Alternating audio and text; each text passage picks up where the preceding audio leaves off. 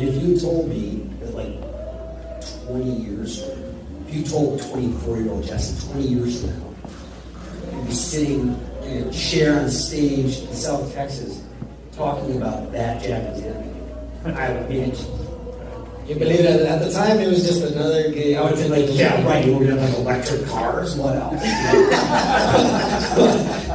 And it happened. It turned out to be this phenomenon. Oh yeah, you know what I mean? Definitely. And something that like now that I've been kind of coming to more of these constantly, I'll mention it to someone, and child, like, oh my God, Dad, I love One Piece, and then the dad will go, wait, you watched it? Like all of a sudden I was like, One Piece, and it's like everyone did know about it. It's like it turns this huge thing. So anyway, it's a long. It just blows your mind to the fact that how big it grew. I mean, even now, I would say in recent years, now it's finally hit I think at an all-time high. One Piece. Yeah, it's probably hit at an all-time high as of recently. Well, I think when Netflix throws however millions of dollars, and that live action, that's a pretty good gauge of like, all right, you're already up there for more. Which, by the way, does anyone have like any opinions on? I mean, I have my opinion. I quite liked it, but I don't know if you guys talked about that. So far, it's great, but there is so much material to that show that later on, I worry that they will butcher too much. And then, because so far all the cast for practically everybody on there, they fit the characters that you want out of the anime. Not where they're going to go for Fire Fist Ace. Yeah. That's one of my worries. That's what was that chat right there? Man, what I'm trying to... Yeah, I can't...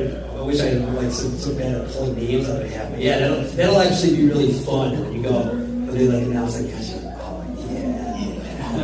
so you yourself, you've enjoyed live action. You watched it. I have, yeah. I was like, I had no, I didn't have any horses. I was like, oh, it wasn't like I auditioned for it and couldn't get it. It was like, oh, I'm going to watch that again. My ex-girlfriend's in that, I can't watch that. Whatever it is, whatever reasons it just don't watch. They don't want you to bring that up. Those shows. But I feel like the first. Do you remember that movie? I think it was called Hook. Robin Williams. Yes. Oh, yeah. Yes. This is way before your. This is like maybe 96. But you see, even those 90 movies were circulating still as early on as 2006. Yeah. And I was watching.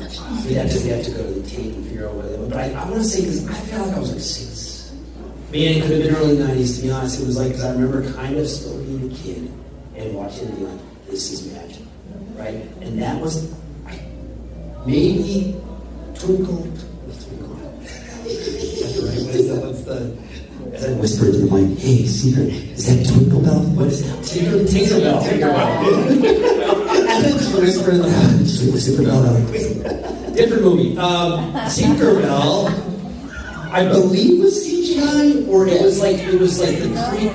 No, she was played by Julia Roberts, right? She was still floating around, so maybe they were doing some form of CGI, probably blue screen sort of thing. Because I think watch it now and be like, holy shit, how do we believe that? Yeah. Yes. But like all the ships, all of like that was all real Hollywood sets. See, they built, that was like old Hollywood style. So like One Piece live action, like still has that kind of like romantic feel, like an old Hollywood big budget movie.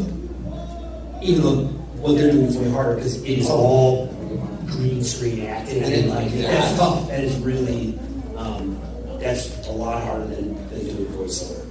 Well, because either way, they still have to render CGI a lot of Luffy's arms. Yeah, Luffy alone doing everything that he does in manga and anime, like it's gonna be a big feature to try to pull off. Yeah. I guess the question for die-hard fans is, like, I'm trying to think of a book that I read. It's been made into a movie, and then you can't get past the book.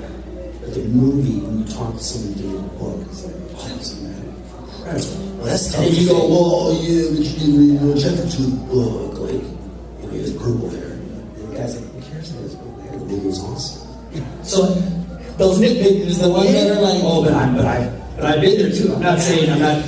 You just like if you ask someone who had no knowledge of One Piece, and they saw that live action, they'd be like, this is awesome. I believe it because some coworkers of mine, aside from what I do, they haven't even started One Piece, but since it was a live action series that came out on Netflix, you think about the older generation, they don't watch the anime. So most. And so a live action of that thing comes on, it's just another movie to them or another show. And I say One Piece resonated very well for the first season with people who haven't watched, people who have watched, and even with the people that pick and choose and everything, they don't have valid points. Yeah, I feel like there's no full valid points. Like if you're gonna, say Zoro, he does this flip when he's fighting, the one-armed Marine captain, and he does this rollover. His sword bends. His like everything where he puts his sword in the sheath and everything, it bends in there. It's a nylon rubber sword handle, like sheath. So as he does the turn, instantly you get your diehard fans catching it, putting it on Twitter, putting it on Facebook, putting it on. Really, they couldn't CGI the swords. They CGI the swords, and then you're like, okay. Yeah. No. It happens to all of us, but for the most part, the live action has really brought a new light back to animation and manga. And even yourself, you being Fire Fist in months, because you made your reoccurrence, right, for the Wano work, for flashbacks? I'm trying to remember. I think that was after. I think that was after. So I don't know how. Because you were still there up until the point of. I'm sorry, guys, but you haven't watched it now. We can't. This is really we're in dangerous territory for. If you haven't watched it now, what I can say, but he turns into a donut. Okay. There's no other way around. I did not say that. I want that to be like Jesse Lickerton's. His first sentence is gone and blows it. No! So, that's your cue, bro. Okay, host, I need you to tone it down. What did I tell you about extensive? I think, like, someone asked me the other day, and I should know this. Also, full disclosure, I am going back to the beginning. So I didn't I watched basically the episodes that I did. And then a little bit into Formation.